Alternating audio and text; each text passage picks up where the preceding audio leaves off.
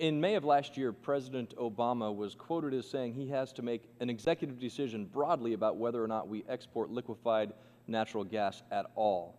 What discussions have you had with President Obama regarding the issue of LNG exports? Well, and we've discussed this, including recently, obviously, in the context of the situation in Europe at the moment. And at this stage, we are carrying through with the process and the strategy as has been practiced.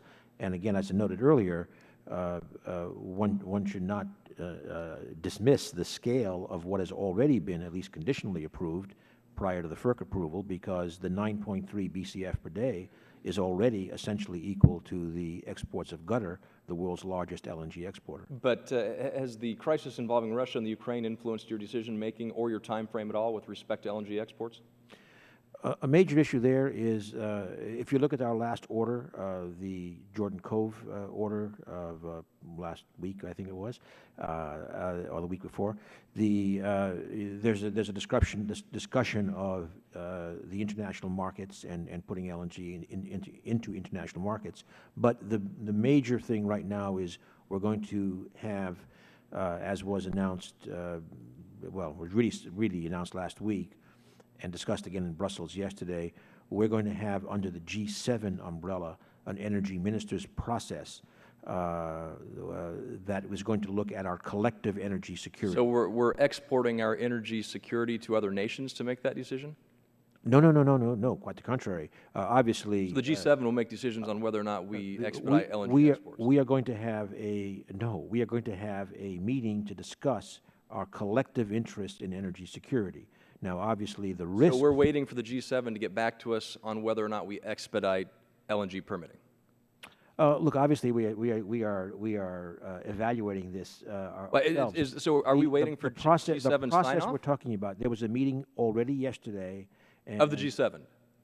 No. There was a meeting yesterday of the ESEU, Secretary Kerry and Deputy Secretary Poneman were there, that's from Energy, that is Poneman, and we will very soon be having a G7 process. Let me just ask this, because I have a number of other questions, including whether or not you've taken the time to look at H.R. 6 in the House and whether or not you support the legislation making it easier to export. But I want to make this clear.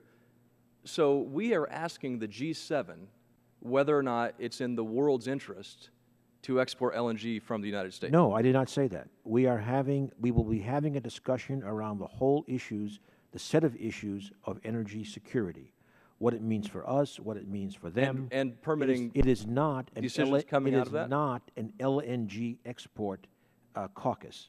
Well, let me just ask you this then. Are you basing determinations on LNG exports in part on those discussions with G7 nations? I would use that as an input going forward, of course. So is it the administration's opinion that we will wait for G7 discussions before we approve for the DOE permits? No. Well, I'd like to know more about this, because I think it is alarming that we would wait for G7 nations for approval Which is why to I did not export say, LNG. I did not say we would wait. You just said that part of your determinations would be made on discussions as we with go the G7. down the road. This is a long process. To approve the permits is a long process? Well, look, we have a public interest determination Should we or by should we law. not expedite LNG permitting in this country? We have been working expeditiously on a case-by-case basis based upon substantial Should we do it faster than we already are? And making a public interest determination that we are required to make by law. If the law changes, we will follow the law. Will the public interest determination weigh in part on the G7 discussions? Not directly. That's our responsibility. But indirectly, the G7 discussions will weigh on a U.S. public interest determination? Geopolitical issues have always been on the list of issues to address in the public interest determination. They are there.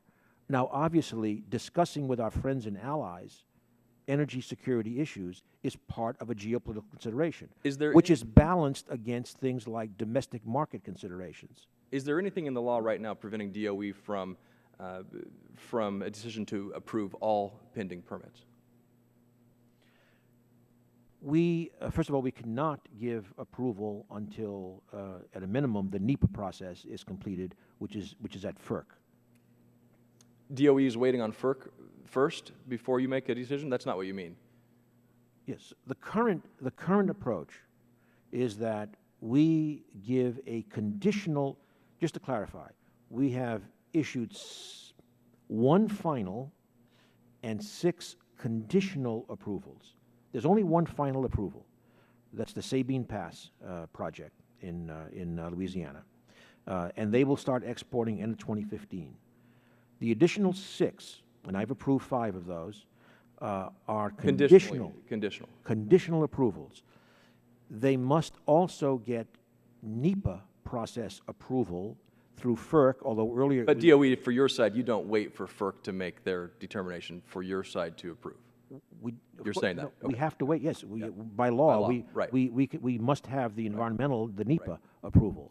And just to clarify, because 2 other members mentioned this earlier, the one distinction is that there are now some applicants for deep water LNG, so that would not be FERC, but there would be an analogous MARAD determination that we would need to have on the environmental side. I'm running out of time here. In fact, I think I've run out of time, but another question. H.R. 6, the bill that we've introduced in the House, would provide expedited approval to World Trade Organization member nations. Wouldn't this bill make your job easier and reduce the time required to wait for DOE and indeed improve our geopolitical I think the choice is to Congress whether it wants to or not want to emphasize the public interest determination.